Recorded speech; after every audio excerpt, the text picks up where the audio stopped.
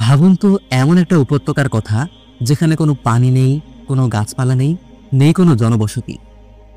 সেখানে কেবল থাকার কথা ছিল মৃত্যু আর হাহাকার। অথচ আজ সেই জায়গাতেই পৃথিবীর সবচেয়ে দামি ফল পাওয়া যায়।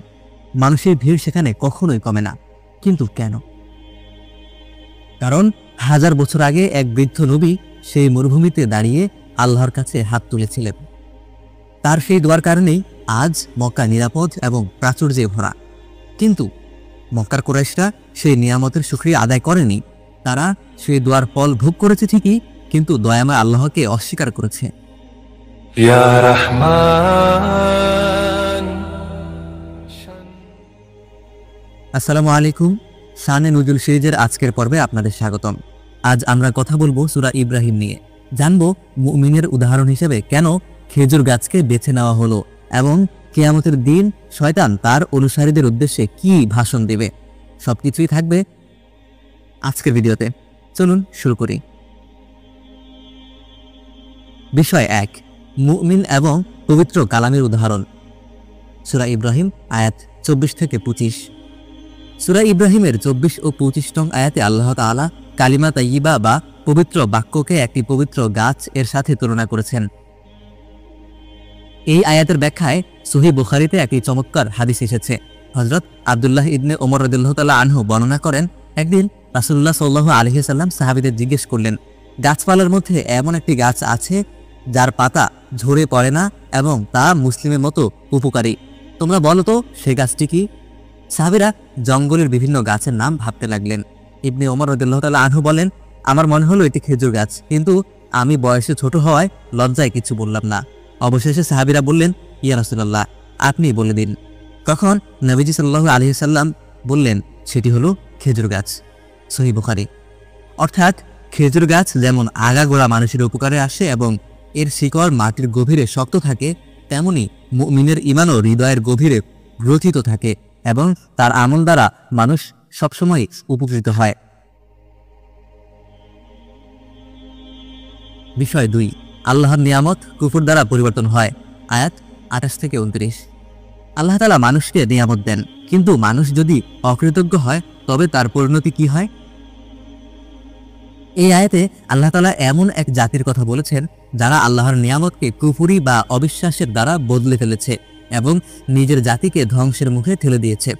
সহিহ বুখারীর বর্ণনা এসেছে, হযরত ইবনে আব্বাস রাদিয়াল্লাহু তাআলা আনহুকে এই আয়াত সম্পর্কে জিজ্ঞেস করা হলে তিনি বলেন, আল্লাহর শপথ, এরা হলো মক্কার কুরাইশ কাফেররা। আল্লাহ তাআলা তাদের মক্কার মতো নিরাপদ শহরে বসবাস করার সুযোগ দিলেন, কাবা ঘরের সম্মান দিলেন, তাদের ক্ষুধায় খাদ্য দিলেন, অথচ তারা শুকরিয়া আদায় না করে নবীজি সাল্লাল্লাহু আলাইহি সাল্লামকে অস্বীকার করল।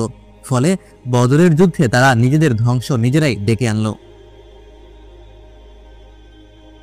বিষয় ৩, মক্কার নিরাপত্তা ও ফলের জন্য দোয়া। আয়াত 37। এই সূরার নামকরণ যার নামে, সেই ইব্রাহিম আলাইহিস সালাম এর জীবনের শ্রেষ্ঠ দোয়াটি এখানে স্থান পেয়েছে। সহিহ বুখারীর কিতাবুল আম্বিয়া অধ্যায়ে বিস্তারিত এসেছে, ইব্রাহিম আলাইহিস সালাম যখন আল্লাহর নির্দেশে স্ত্রী হাজরা ও শিশুপুত্র ইসমাইল আলাইহিস সালামকে জনমানবহীন মক্কায় রেখে ফিলিস্তিনে ফিরে যাচ্ছিলেন, তখন তিনি সানিয়া নামক স্থানে দাঁড়িয়ে কাবার দিকে মুখ করে এই দোয়া করেছিলেন, হে আমাদের রব, আমি আমার পরিবারের কিছু সদস্যকে তোমার পবিত্র কাবা ঘরের কাছে এক চাষাবাদহীন উপত্যকায় রেখে গেলাম, যাতে তারা নামাজ কায়েম করে। অতএব তুমি মানুষের অন্তরকে তাদের দিকে ঝুঁকিয়ে দাও এবং তাদের ফল মূল দ্বারা রিজিক দান করো। সূরা ইব্রাহিম আয়াত 37। আজ 1000 বছর পরেও আমরা দেখছি মক্কায় কোনো ক্ষেত খামার না থাকলেও পৃথিবীর সব ফল সেখানে পাওয়া যায়, যা সরাসরি এই আয়াতেরই বাস্তবায়ন। বিষয় ৪, শয়তানের ঐতিহাসিক খুতবা বা ভাষণ। আয়াত 22। আমরা দুনিয়ায় পাপ করার পর প্রায়ই শয়তানকে দোষারোপ করি, কিন্তু কিয়ামতের দিন শয়তান কি এই দোষ নিবে?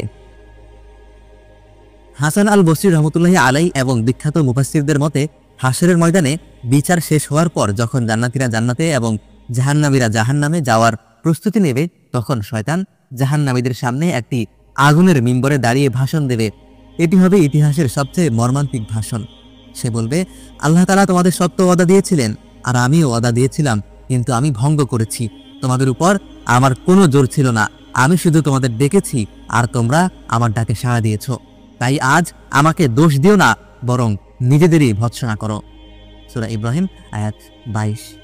এই আয়াতটি নাযিল করা হয়েছে মানুষকে সতর্ক করার জন্য যে পরকালে শয়তান কারো দায়িত্ব নেবে না।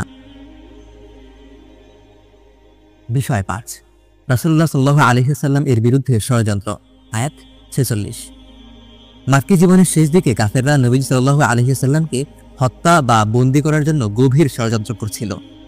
মক্কার দারুন নাদওয়ায় অর্থাৎ সংসদ ভবনে কাফের নেতারা বসে সিদ্ধান্ত নিচ্ছিল কিভাবে ইসলামের আলো নিভিয়ে দেওয়া যায়।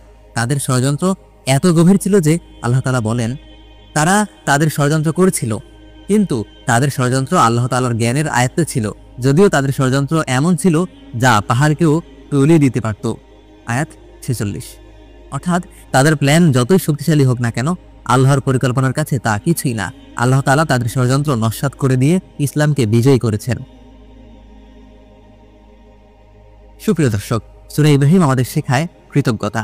ইব্রাহিম আলাইহিস সালাম জনমানবহীন মরুভূমিতে আল্লাহর উপর ভরসা করে কৃতজ্ঞ ছিলেন, তাই আল্লাহ তাআলা সেই মরুভূমিকে বিশ্ব মুসলিমের কেন্দ্রে পরিণত করেছেন।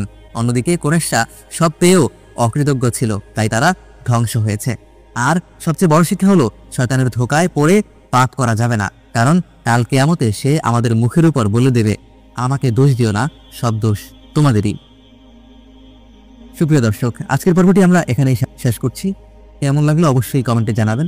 শয়তানের এই ভাষণের কথা শুনে আপনাদের অনুভূতি কি তাও কমেন্টে জানাবেন।